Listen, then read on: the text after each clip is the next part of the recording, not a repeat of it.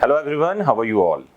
वैदिक शिक्षा के आज के सेगमेंट में मैं आपके लिए एक जानकारी लेकर आया हूं जिसका संबंध नार्को टेस्ट और नार्को एनालिसिस से है।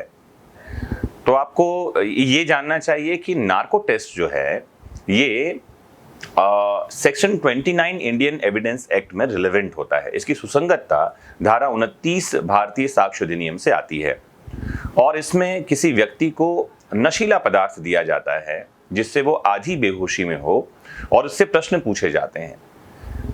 इसकी सुसंगतता जो है अपने आप में ये सब्सटेंटिव एविडेंस नहीं है, मुख्य साक्ष्य नहीं है, लेकिन संपोषण के लिए या कोरोबोरेशन के लिए इसका उपयोग किया जाता रहा है। 2014 में सुप्रीम कोर्ट ने एक जजमेंट में ये बात स्पष्ट कह दी है कि बिना अभियुक्त के सहमति के जो भी व्यक्ति है स्टेटमेंट देना चाहता है उसकी सहमति के बिना नार्को टेस्ट नहीं किया जाएगा। अगर ऐसा किया जाएगा तो ये अवैधानिक होगा। तो नार्को टेस्ट की वैधानिकता निकल कर आती है सेक्शन 29 से। जैसा कि मैंने आपको बताया, ये नार्को टेस्ट क्या है, कैसे किया जाता है, कौन सी दवा इसमें दी जाती है, मैं आज आपको बहुत डिटेल में ये बातें बताने जा रहा हूं। तो नोटपैड ऑन कर लीजिए और नोट्स बनाते चलिए और समझते चलिए प्रैक्टिकली इसके बारे में। तो नार्को टेस्ट जो है इसका सबसे पहला परीक्षण 1922 में रॉबर्ट हाउस नामक टेक्सास के एक डॉक्टर के द्वारा किया गया था। नार्को टेस्ट एक ऐसा टेस्ट है, जैसा कि मैंने बताया, उसमें मुजरिम को, अभियुक्त को आधा बेहोश कर दिया जाता है और ये चेक किया जाता है कि वो सच बोल रहा है या झूठ।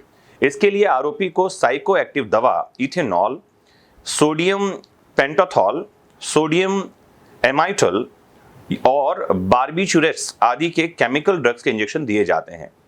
कई लोग इन ड्रग्स को ट्रुथ ड्रग्स के नाम से भी जानते हैं क्योंकि यह दवा व्यक्ति को आधा बेहोश कर देती है और व्यक्ति आधी बेहोशी की स्थिति में ही बोलता चला जाता है। वो पूरी तरह ना तो बेहोश होता है और ना ही पूरी तरह होश में होता है। जब भी हम इस प्रकार की आधी बेहोशी की हालत में होते हैं तो चाहकर भी झूठ नहीं बोल पाते। साइकोलॉजी कहती है कि आधी बेहोशी की ऐसी हालत में व्यक्ति सच बोलता है क्योंकि झूठ बोलने के लिए दिमाग का इस्तेमाल करना होता है, सोचना होता है और कल्पनाओं का सहारा लेना होता है। अपनी तरफ से कुछ भी बातें जोड़नी होती हैं और कुछ बातें छिपानी होती हैं। इसके लिए दिमाग का एक्टिव होना जरूरी है और ये जो ट्रुथ ड्रग्स हैं इनके द्वारा व्यक्ति अपने दिमाग का इस्तेमाल नहीं कर पाता। नार्को परीक्षण करने के लिए कुछ शर्तें हैं जो लगाई गई हैं। जैसे आपको एग्जांपल दूं, हमारे देश में सीबीआई जांच के दौरान इंट्रावेनस बार्बिचुरेट्स नामक दवा इंजेक्शन के द्वारा दी जाती है और इस दवा का उपयोग सीबीआई कई सालों से कर रही है। नार्को टेस्ट के लिए कोई सेटल लॉ हमारे देश में नहीं है, लेकिन फिर भी कोई भी सरकारी डिपार्टमेंट जैसे कि एफबीआई, सीबीआई, पुलिस या अन्य कोई सरकारी डिपार्टमेंट बिना हाई कोर्ट या सुप्रीम कोर्ट के आदेश के किसी का नार्को टेस्ट या ब्रेन मेकिंग नहीं कर सकता। इसके लिए कोर्ट से परमिशन लेनी होती है।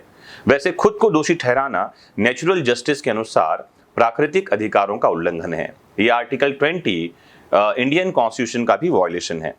नार्को टेस्ट से पहले आरोपी व्यक्ति का परीक्षण किया जाता है कि वो व्यक्ति उस टेस्ट के लिए शारीरिक और मानसिक रूप से तैयार है भी या नहीं। अगर वो शारीरिक और मानसिक रूप से कमजोर है तो उस व्यक्ति का नार्को टेस्ट नहीं किया जाता। जैसे आपको बता दूं कि बच्चों का और बूढ़े व्यक्तियों का या शारीरिक या मानसिक अस्वस्थ लोगों का नार्को टेस्ट नहीं होता है। नार्को टेस्ट में जिस भी आरोपी से पूछताछ करनी होती है सबसे पहले उसकी उम्र और स्वास्थ्य को देखा जाता है। तो फ्रेंड्स, अभी आपने समझा कि नार्को टेस्ट क्या है, ट्रुथ ड्रग्स क्या होता है और किनका नार्को टेस्ट किया जाता है। नार्को टेस्ट की कुछ प्रक्रिया होती है, आइए समझाऊं मैं आपको कि वो प्रक्रिया, वो प्रोसीजर क्या है। तो नार्को टेस्ट करने से पहले व्यक्ति के हाथ की उंगलियों को पॉलीग्राफ मशीन से जोड़ा जाता है जिसमें एक स्क्रीन लगी होती है। टेस्ट से पहले आरोपी का blood pressure, pulse, breath speed, heart rate और उसके शरीर में होने वाली एक्टिविटीज को रिकॉर्ड किया जाता है। फिर इन सब चीजों को देखने के बाद और व्यक्ति की स्वास्थ्य और उम्र को देखकर उसे दवाई की डोज दी जाती है। फिर उससे बहुत से आसान सवाल पूछे जाते हैं, जैसे उसका परिवार, उसका नाम, उसकी सामाजिक स्थिति, उसका पता, वो क्या काम करता है, आदि आदि। ये पूछकर उस आरोपी की मानसिक व शारीरिक स्थिति का जानने की कोशिश की जाती है कि वो कितनी गति से रिएक्ट कर रहा है और उसकी मानसिक स्थिति कैसी है। इसके बाद जानबूझकर आरोपी से ऐसे सवाल पूछे जाते हैं जो झूठे हों, जिनका जवाब वो दे ही नहीं सके। जैसे उसका नाम अगर एक्स है तो पूछा जाता है क्या आप वाई हैं, अगर उसके एक बच्चे हैं तो पूछा जाता है क्या आपके 3 बच्चे हैं। ऐसे जवाब जानने के लिए कि आरोपी का शरीर झूठ सुनकर क्या प्रतिक्रिया देता है, और अगर वो सही जवाब दे रहा है तो उसके शरीर की क्या प्रतिक्रिया है, उसके हार्ट की गति क्या है, आदि आदि। इसके बाद आरोपी से सच उगलवाने के लिए सख्त सवाल किए जाते हैं, जिससे कि उसकी शारीरिक और मानसिक प्रतिक्रिया का पता चलता है।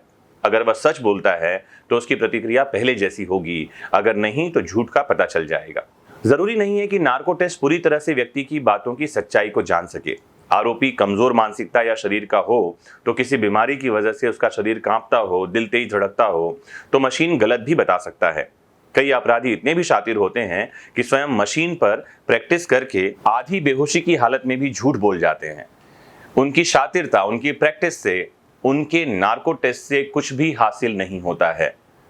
मैंने एक शब्द और उपयोग में लिया अभी, ब्रेन मैपिंग। तो नार्को टेस्ट के साथ ब्रेन मैपिंग भी की जाती है। आइए समझाऊं ये ब्रेन मैपिंग क्या होता है और इसका साक्ष्य में कैसे उपयोग किया जाता है। तो ब्रेन मैपिंग जो टेस्ट है, इसकी खोज अमेरिकी न्यूरोलॉजिस्ट डॉक्टर लॉरेंस ए फॉरवेल ने 1962 में कोलंबस स्टेट हॉस्पिटल में की थी। ये टेस्ट नार्को टेस्ट से बिल्कुल अलग है। इसमें आरोपी को कंप्यूटर से जुड़ा एक तारों का हेलमेट पहना दिया जाता है, जिसमें सेंसर लगे होते हैं। यह सेंसर दिमाग में होने वाली सारी हलचलों को रिकॉर्ड करता रहता है और उस हलचल को स्क्रीन पर दिखाता है। ब्रेन मैपिंग टेस्ट के दौरान आरोपी को सामने रखी एक बड़ी सी स्क्रीन पर कुछ फोटो और वीडियो दिखाए जाते हैं, जिनमें साधारणतः व्यक्तियों का, पक्षियों का, कुछ आवाजों का और कुछ सीनरीज के फोटोग्राफ्स होते हैं। फिर उससे केस से जुड़े व्यक्तियों के फोटोग्राफ और पिक्चर और वीडियो दिखाए जाते हैं। यदि अपराध से जुड़ी आवाजों को या किसी सिग्नल को वो पहचानता है तो उसके दिमाग से तरंगें आती हैं और उसे रिकॉर्ड कर लिया जाता है। जब एक निर्दोष व्यक्ति जिसके लिए वो अनजान हो उसे नहीं पहचान पाता तो ये तरंगे कुछ और होती हैं। वैसे ब्रेन मैपिंग भी एक कारगर तरीका है जिसमें ब्रेन की जो मस्तिष्क है उसकी तरंगों को मैप करके आरोपी का अपराध से जुड़ाव या जुड़ाव न होने को पता लगाया जा सकता है। और आजकल ये तरीके इंटरोगेशन और पूछताछ के लिए बहुत कारगर साबित हो रहे हैं। वैसे ब्रेन मैपिंग के लिए भी पुलिस को कोर्ट की परमिशन लेनी होती है, आपको मैं ये जानकारी भी दे दूं। तो दोस्तों, आज के इस ब्रीफ लेक्चर में आपने समझा कि नार्को टेस्ट और ब्रेन मैपिंग क्या होती है और इनकी साक्ष्य में रिलेवेंसी क्या है। तो उम्मीद करता हूं कि ये जानकारी आपके लिए बड़ी काम की होगी। जुड़े रहिएगा अपने फेवरेट प्लेटफॉर्म वैदिक शिक्षा से और देखते रहिए, जानते रहिए देश दुनिया के कानूनों को। नमस्कार।